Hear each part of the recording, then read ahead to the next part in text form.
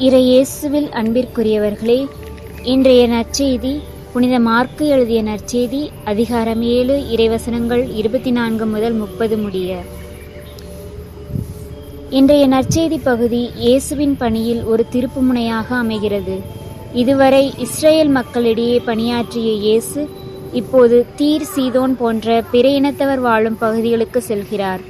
அங்கு ஒரு தாய் தனது மகளுக்காக இயேசுவை தேடி வருகிறார். இது வெறும் ஒரு குணமளிக்கும் நிகழ்வு மட்டுமல்ல, இது இறைவனின் அருள். இந்த இறைவனின் அருள் அனைத்து எல்லைகளையும் கடந்து பாயும் என்பதற்கான சான்று. இயேசு தீர் பகுதிக்கு சென்று ஒரு வீட்டில் தங்கியிருக்கிறார். அவர் அங்கே இருப்பது யாருக்கும் தெரியக்கூடாது என்று நினைக்கின்றார். ஆனால் துன்பம் இருக்கும் இடத்தில் இறைவனை மறைக்க முடியாது. அவரது சிறு மகள் தீய ஆவியால் ஆட்கொள்ளப்பட்டிருந்தால் ஒரு தாயின் துயரம் அவரை இயேசுவின் காலடியில் விழச் செய்தது.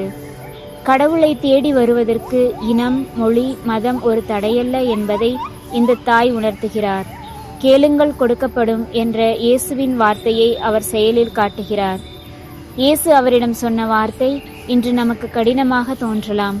முதலில் பிள்ளைகள் உண்டு நிறைவடையட்டும், பிள்ளைகளுக்குரிய அப்பத்தை எடுத்து நாய்க்குட்டிகளுக்கு போடுவது நன்றன்று. இயேசு அந்த பெண்ணை அவமதிக்கவில்லை. மாறாக அவரது விசுவாசத்தின் ஆழத்தை உலகுக்கு காட்ட விரும்பினார். பிள்ளைகள் என்பது இஸ்ரேல் மக்களை குறிக்கிறது. அப்பம் என்பது இறைவனின் அருளை குறிக்கிறது. அக்காலத்தில் யூதர்கள் பிற இனத்தவரை நாய்கள் என அழைப்பதுண்டு.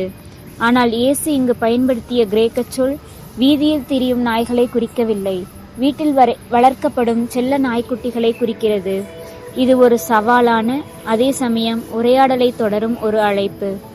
அந்த பெண்ணின் பதில்தான் விவிலியத்திலேயே மிகச்சிறந்த விசுவாச வெளிப்பாடு. அவர் தாழ்ச்சியுடன் இயேசுவுக்கு பதிலளிக்கிறார். அவர் இயேசுவின் வார்த்தையை மறுக்கவில்லை. நான் ஒரு நாய்க்குட்டிதான், ஆனால் உமது மேசையிலிருந்து விழும் சிறிய துண்டுகள் போதும் என் மகளை குணமாக்க என்கிறார். உமது அருள் அவ்வளவு பெரியது. இஸ்ரேல் மக்களுக்கு கொடுத்தது போக மிஞ்சும் ஒரு சிறு துளி எனக்கு போதும் என்ற அவரது விசுவாசம் இயேசுவை வியக்க வைத்தது. நாம் கடவுளிடம் வரும்போது தகுதியோடு வருவதில்லை, மாறாக நம்பிக்கையோடு வருகிறோம். அந்த பெண் இறைவனின் கருணையை மட்டுமே பற்றி கொண்டார். அந்த தாய் இயேசுவின் வார்த்தையை அப்படியே நம்பி வீடு திரும்பினார். அங்கே தனது மகள் படுக்கையில் அமைதியாக இருப்பதை கண்டார். இது கேட்டது போலவே கிடைத்தது என்பதன் அடையாளம். இன்று நற்செய்தியிலிருந்து 3 செய்திகளை நாம் கற்றுக்கொள்ளலாம். விடாமுயற்சியுள்ள ஜெபம். தடைகள் வந்தாலும் பதில்கள் தாமதமானாலும் நாம் தொடர்ந்து ஜெபிக்க வேண்டும். 2வது, தாழ்மை. இறைவனின் முன்னிலையில் நாம் ஒன்றுமில்லை என்பதை உணர்ந்து அவரது கருணைக்காக காத்திருக்க வேண்டும். 3, எல்லையற்ற அன்பு. கடவுளின் அருள் ஒரு குறிப்பிட்ட சமுதாயத்திற்கு மட்டுமே உரியதல்ல, அது தாகத்தோடு தேடி வரும் அனைவருக்கும் பொதுவானது. அன்பு சகோதர சகோதரிகளே, இந்த பெனிசிய பெண்ணை போல நாமும் நமது தேவைகளை நம்பிக்கையுடன் இயேசுவின் பாதத்தில் வைப்போம். நமது தகுதியின்மையை அல்ல, அவரது தயாள குணத்தை நம்புவோம்.